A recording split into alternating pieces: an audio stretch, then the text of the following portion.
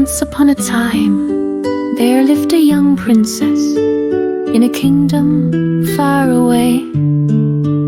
She was a sad princess. She felt stifled by her job, but loved her kingdom. It was her life. She grew up to be a queen. She never was a simpering, weak woman. She was secretly a knight, the protector of her kingdom. She rode the road nightly as the white knight, the hero of the kingdom. Until she discovered she was with child, when her husband, the king, took her place to protect her and the baby. She felt stifled again, not being able to fight and help people.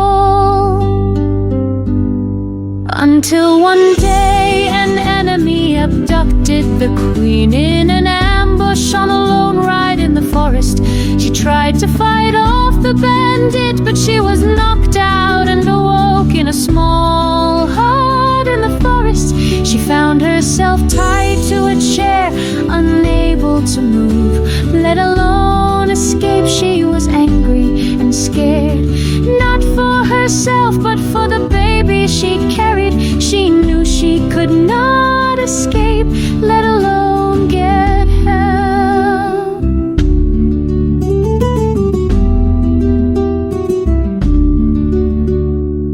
The king was worried about his wife. He knew she was strong and a fighter. It would take a lot to keep her away from returning home. A day later, a letter was found from an enemy kingdom, claiming she was abducted by them.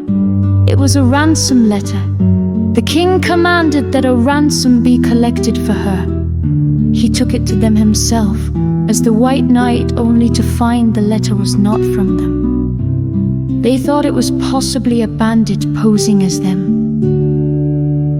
It was Henry Devereux. He was called the King of the Road by the people of the Queen's kingdom. He was a highwayman who had a particular dislike of the White Knight, and he'd figured out who she was.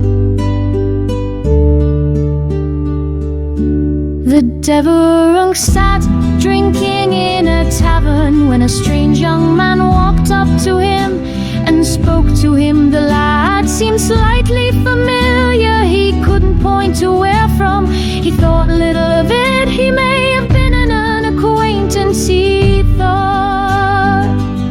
So he spoke to him. Devereux asked the lad his name. He gave his name as Justin. He thought the name rang a bell, not sure why. He was just a scruffy serf on a drinking binge, thought Devereux. They chatted for a while, and then the bandit left the tavern to go home to feed the hostage.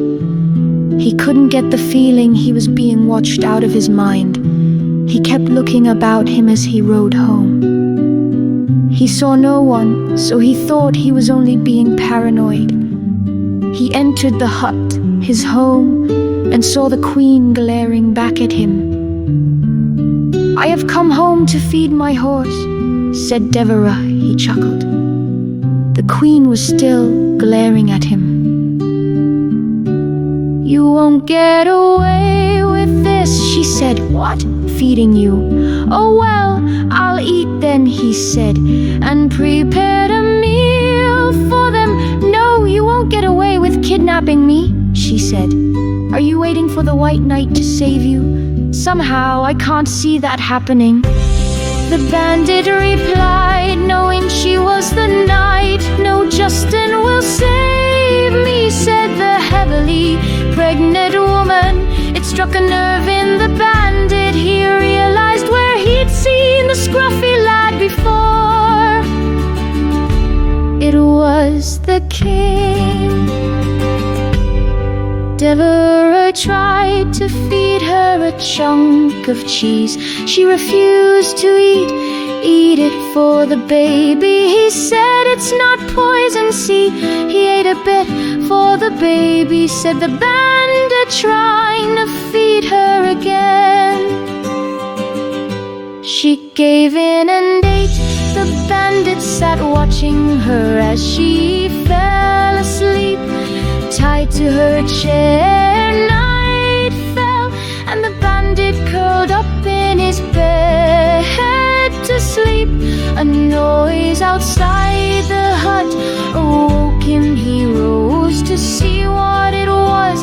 It was a knocking noise. He opened the door and saw a strange sight. It was a knight. "I came for my wife," said the knight. The white knight knocked the bandit out with his gauntlet.